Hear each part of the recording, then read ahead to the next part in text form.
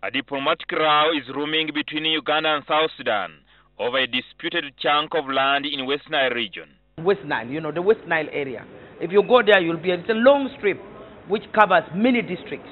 MPs on the Committee on Physical Infrastructure want the government to recover the land which they claim was given to South Sudanese rebels in the 1950s during the revolt against the Khartoum government. Those who have been living there, they have colonized that place. It has become like their home.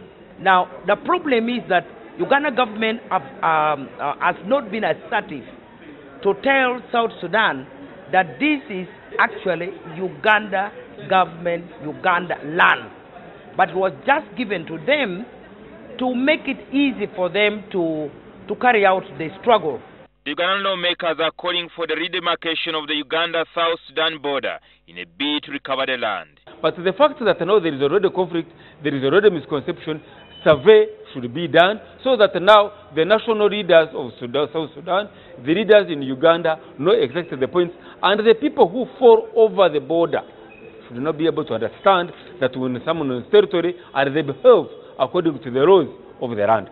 The MP's move is likely to heighten tension between Ugandan citizens in the border districts of Moyo and their neighbors in South Sudan. The locals from both countries have clashed in the past over the boundary. In Moyo last year was very devastating, was very bad, and we would not like it to be repeated again. But it's going to be repeated if nothing is done about it.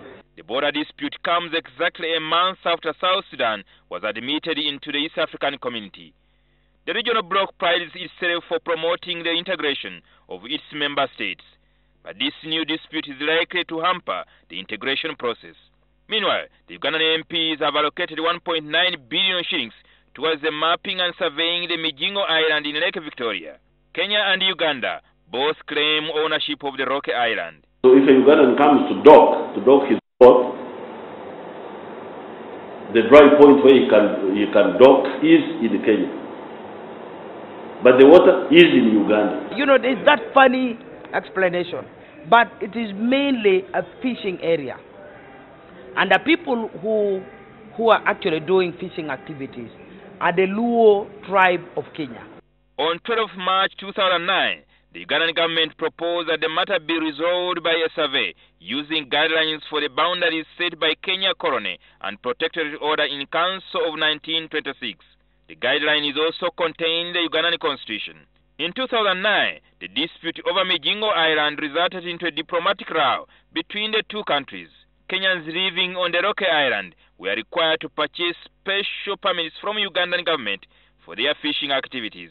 Recently, a Kenyan legislator, Jakoyo Midiwo, implored the Kenyan government to declare war on Uganda if diplomatic channels fail to resolve the dispute. Of course, we do not want to see the two sister countries going to war because, when Kenya sneezes, we all know that Uganda catches a cold.